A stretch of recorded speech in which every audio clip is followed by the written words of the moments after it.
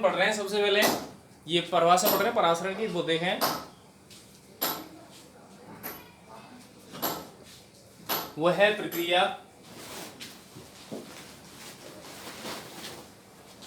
प्रक्रिया जिसमें विलायक के कण कम सांद्र विलयन से अधिक सांद्र विलयन की ओर अर्धपारगम्य झिल्ली से गुजरते हैं। या अपन ऐसे कह सकते हैं कि एक पात्र लिया अपन ने, उसके बीच में अपन ने क्या लगा दिया, सेमी परमेबल मेम्ब्रेन, जिसको अपन कहते हैं अर्धपारगम्य झिल्ली। अब यहां से अपन क्या करते हैं, एक पार्ट में तो विलायक लिया, दूसरे पार्ट में क्या लिया, विलयन। तो यहां से जो विलायक के कण हैं वो विलायक से विलयन की ओर गुजरेंगे, किसके माध्यम से, अर्धपारगम्य झिल्ली से। तो ये जो प्रक्रिया है इसको अपन क्या कहते हैं, परासरण। क्या कहते हैं, परासरण। या अपन ऐसे कह सकते हैं कि वह प्रक्रिया जिसमें एक तरफ तो कम सांद्र विलयन है, एक तरफ क्या है, अधिक सांद्र विलयन। तो कम सांद्र विलयन में विलायक ज्यादा होगा, विलय कम होगा। तो विलायक के जो कण हैं वो कम सांद्र विलयन से अधिक सांद्र विलयन की ओर अर्धपारगम्य झिल्ली से पास होते हैं। तो यह प्रक्रिया क्या कहलाती है, परासरण। तो कैसी भी अपन परिभाषा दे सकते हैं, ठीक है। अब यहाँ जैसे अपन कहते हैं कि ड्राई फ्रूट होते हैं, जैसे किशमिश होता है, उसको अपन जल में रखें वो फूल जाती है, मतलब जल के जो कण हैं वो बाहर से उसके अंदर प्रवेश करते हैं। मतलब किशमिश के जो अंदर है वो क्या होता है, सांद्रता ज्यादा होती है, और बाहर जल होता है उसकी सांद्रता क्या होती है, कम।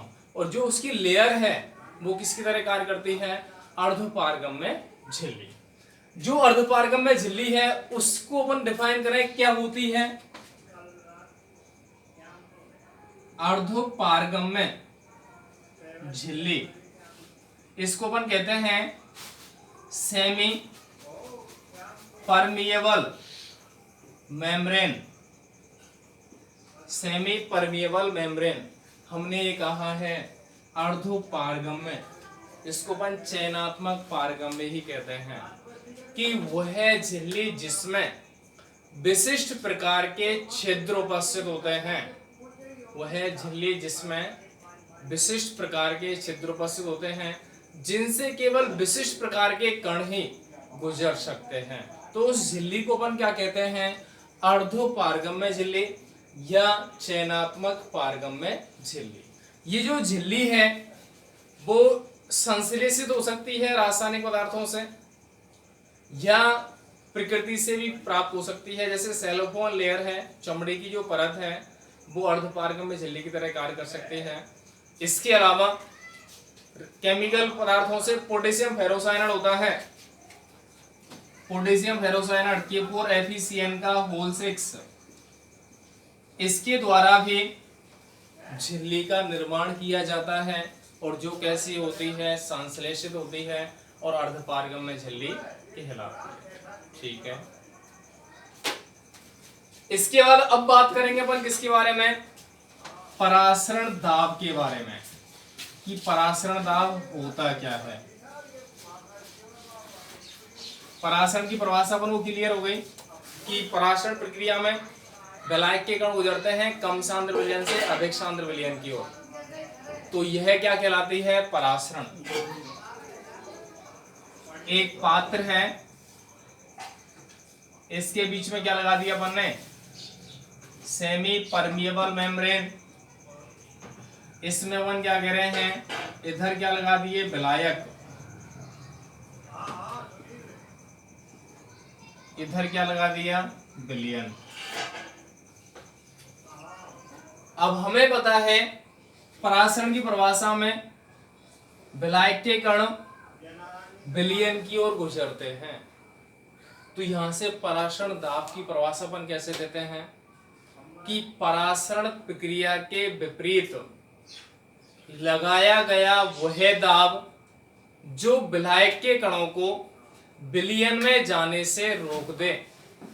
या अपन ऐसे कहते हैं, परासरण प्रक्रिया के विपरीत आरोपित वह दाब जो विलायक के कणों को अर्धपारगम्य झिल्ली से होकर विलयन की ओर जाने से रोक दे, क्या कहलाता है, परासरण दाब। अब ये अपन कह रहे हैं कि यहाँ जो कण है, विलायक के कण है, कहां से आ रहे हैं, लेफ्ट से राइट में, कहाँ जा रहे हैं? लेफ्ट से राइट में, ब्लैक से बिलियन की ओर। अगर यहां अपन क्या करें, कोई दाव लगाएं, और कोई दाव अगर लगाएंगे तो ब्लैक के कण इधर जा पाएंगे क्या? नहीं जाएंगे। और जब ब्लैक के कण बिलियन की ओर नहीं जा पाएंगे तो ये जो दाव है जो ब्लैक के कणों को बिलियन की ओर जाने से रोक देगा, उस दाव को अपन क्या कहेंगे? परासरण दाव। उसको अपन क्या कहेंगे? परासरण दाव। तो वही परिभाषा अपन ने कही है कि परासरण प्रक्रिया के विपरीत आरोपित वह दाब जो विलायक के कणों को अर्धपारगम्य झिल्ली से होकर विलयन की ओर जाने से रोक दे, क्या कहलाता है? परासरण दाब। ठीक है, या अपन ऐसे कह सकते हैं, परासरण के विपरीत आरोपित वह दाब जो विलायक के कणों को कम सांद्र विलयन से अधिक सांद्र विलयन की ओर अर्धपारगम्य झिल्ली से जाने से रोक दे, क्या कहलाता है? परासरण दाब। जो परासरण दाब है उसको पाई से नोट करते हैं, पाई द्वारा व्यक्त किया जाता है।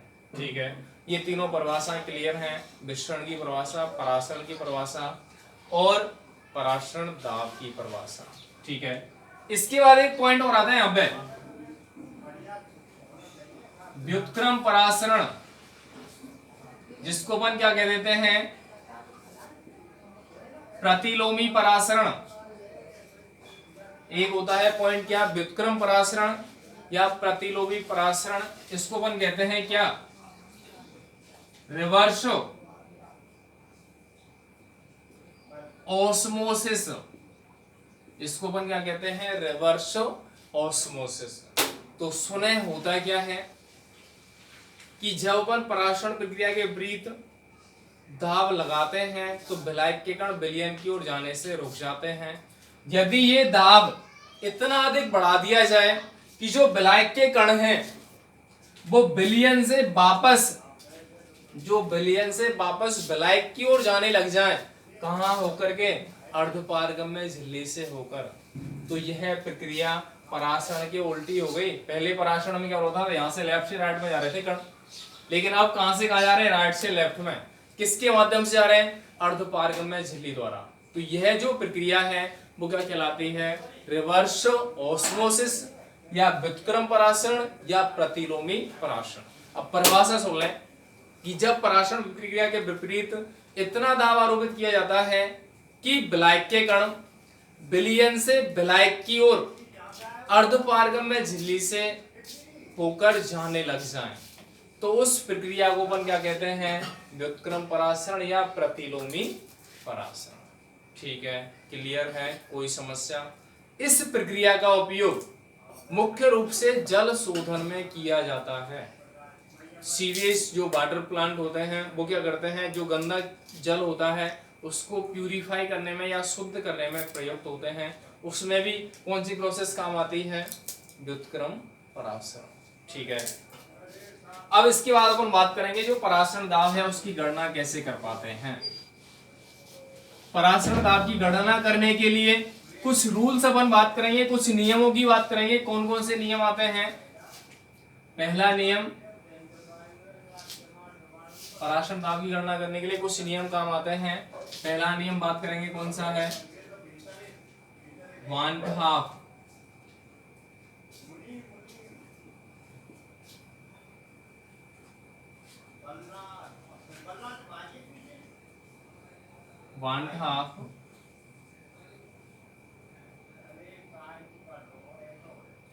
बॉयल नियम, क्या अपन ऐसे कह सकते हैं? 1/2 दाब आयतन नियम। 1/2 दाब आयतन नियम। और दूसरा होता है कौन सा? 1/2 ताप दाब नियम। अब यहां से अपन इस नियम के बारे में पढ़ेंगे क्या होता है। इसके लिए अपन कहते हैं स्थिर ताप पर किसी विलयन का परासरण दाब उसकी सांद्रता के समानुपाती होता है। क्या कह रहे हैं? स्थिर ताप पर किसी विलयन का परासरण दाब उसकी सांद्रता के समानुपाती होता है। तो यहां से अपन कह सकते हैं पाई समानुपाती सी। ये अपन को पता है C बराबर क्या होता है 1/V की सांद्रता आयतन के व्युत्क्रमानुपाती होती है, क्योंकि जिस विलयन का आयतन ज्यादा होता है उसकी सांद्रता उतनी ही क्या होती है, कम होती है। तो यहां से इसको लिख सकते हैं, तो क्या आएगा पाई इनवर्स 1/V।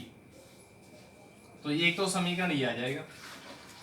ये कौन सा संबंध है, वानडाप ताप दाब आयतन नियम। इसके बाद एक दूसरा नियम अपन पढ़ेंगे, कौन सा, वानडाप दाब ताप संबंध। तो यहां से अपन क्या कहते हैं, इस नियम के अनुसार परासरण दाब किसके समानुपाती होता है, यहां से अपन कह सकते हैं स्थिर आयतन पर परासरण दाब ताप के क्या होता है, समानुपाती। तो यहां से इसको दे दें समीकरण, क्या दे दें, दो समीकरण मिल गए अपन को, पाई इनवर्स या पाई समानुपाती 1/V और पाई समानुपाती T। तो दोनों संबंध के अनुसार अपन क्या निकालेंगे, परासरण दाब की गणना करेंगे, ठीक है। इसके बाद अब यहां से अपन देखें, दोनों समीकरणों को ध्यान रखें अपन, तो क्या लिख देंगे अपन, समीकरण 1 व 2 से क्या लिख देंगे, पाई समानुपाती T/B। समानुपाती को हटाएं, क्या लिख सकते हैं, पाई बराबर ST/B, या लिख दें क्या, पाई B बराबर ST। यहां S क्या है, स्थिरांक, यहां S की जगह गैस स्थिरांक R अपन व्यक्त कर सकते हैं। क्या किया अपन ने, दोनों समीकरण लिए, तो उससे अपन ने क्या लिखा है, पाई समानुपाती T/B, समानुपाती को हटाए तो S लगाया, और S क्या है यहाँ पे स्थिरांक, तो क्या हो जाएगा, पाई V बराबर ST। इसके बाद अपन देखें क्या आएगा, अगर S बराबर क्या हो जाए R, जिसको अपन क्या कहते हैं, गैस स्थिरांक, तो क्या हो जाएगा, पाई V बराबर RT। ये किसके लिए है, 1 मोल। अगर मोल अपने n मोल होते हैं तो क्या लिखेंगे, पाई V बराबर nRT। ये संबंध मिल जाएगा, और ये किसके लिए संबंध है, परासरण दाब की गणना के लिए। अब यहां से अपन पाई निकालें परासरण दाब, तो क्या आएगा, n/V RT। V को अपन इधर ले आएंगे, अपन में आएगा n/V RT। n/V क्या होता है, C बराबर क्या होता है, n/V, क्योंकि ये क्या होता है, n बराबर मोल होते हैं, आयतन बराबर क्या होता है, लीटर, तो सांद्रता मोल प्रति लीटर ही तो होती है। तो C बराबर n/V रख सकते हैं, क्या लिखेंगे, पाई बराबर CRT। ये दोनों सूत्र किसके लिए आते हैं, परासरण दाब के लिए। क्लियर है, कोई दिक्कत, आराम से सॉल्व कर सकते हैं। लगभग अपन ने पढ़ा हुआ है, केवल जहां पे P होता है वहां अपन ने क्या रखा है, दाब के लिए पाई रखा है, ठीक है। ये परासरण दाब अपन काउंट कर सकते हैं। इसके बाद अपन ले आगे क्या हो सकता है,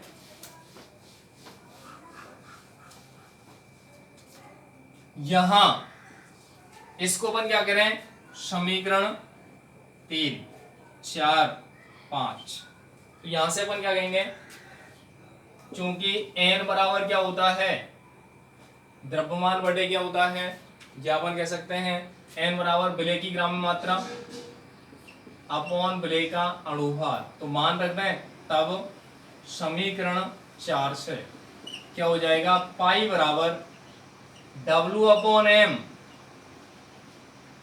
इंटू RT/V। ये क्या हो जाएगा, 6। यहां से अपन क्या ज्ञात करते हैं, परासरण दाब की गणना। इससे अपन कहेंगे पाई बराबर क्या है, यहाँ पे परासरण दाब, पाई बराबर क्या है, परासरण दाब है। WA बराबर क्या है, विलेय की ग्राम में मात्रा। MA बराबर क्या है, विलेय का अणुभार। R बराबर क्या है, गैस स्थिरांक। T T बराबर क्या है, ताप या परम ताप, और B बराबर क्या है, विलयन का आयतन। तो यहां से अपन पराशरण दाब की गणना कर सकते हैं, सीधा सा है। दोबारा से एक बार रिपीट कर रहा हूं मैं, पराशरण दाब होता क्या है, पराशरण प्रक्रिया के विपरीत आरोपित वह दाब जो विलायक के कणों को अर्धपारगम्य झिल्ली से, या अपन ऐसे कह सकते हैं पराशरण दाब, पराशरण प्रक्रिया के विपरीत आरोपित वह दाब जो विलायक के कणों को अर्धपारगम्य झिल्ली से विलयन की ओर जाने से रोक दे, क्या कहलाता है, पराशरण दाब। पाई से डिनोट करते हैं, इसको व्यक्त करने के लिए, इसको व्युत्पन्न करने के लिए वान डे ने समीकरण दिए थे। एक तो वान डे दाब आयतन संबंध, और एक होता है वान डे ताप दाब संबंध। तो वहां से एक तो आता है पाई समानुपाती 1/p, और एक आता है पाई समानुपाती t।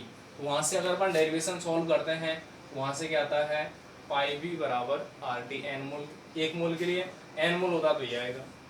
अब v को उधर ले जाएंगे तो ये वैल्यू आएगी, और n/p बराबर क्या होता है, सांद्रता मोल प्रति लीटर, तो c रख दिया अपन ने।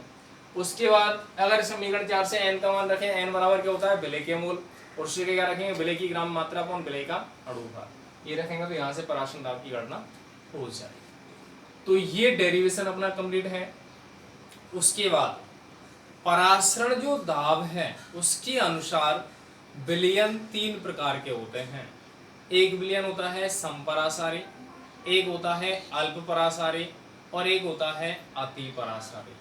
समपरासारी का मतलब है समान प्लस पराशरण, कि ऐसे दो विलयन जिनके पराशरण दाब समान होते हैं, ऐसे दो विलयन जिन दोनों के पराशरण दाब क्या होते हैं, इक्वल होते हैं, क्या कहलाते हैं, समपरासारी विलयन। दूसरा आता है अति परासारी विलयन, कि ऐसे दो विलयन या दो विलयनों में से ऐसा विलयन जिसका पराशरण दाब अधिक होता है, अति परासारी विलयन कहलाता है। किन्हीं दो विलयनों में से ऐसा विलयन जिसका पराशरण दाब कम होता है, अल्प परासारी विलयन कहलाता है। तो पराशरण दाब की अकॉर्डिंग अपन 3 भागों में बांटते हैं, समपरासारी, अतिपरासारी और अल्पपरासारी विलयन। ये चौथा पॉइंट अणुसंघ के गुणधर्म का कंप्लीट हो जाता है। इसके अलावा चैप्टर का एक पॉइंट बचता है, वो नेक्स्ट क्लास में बात करेंगे। धन्यवाद।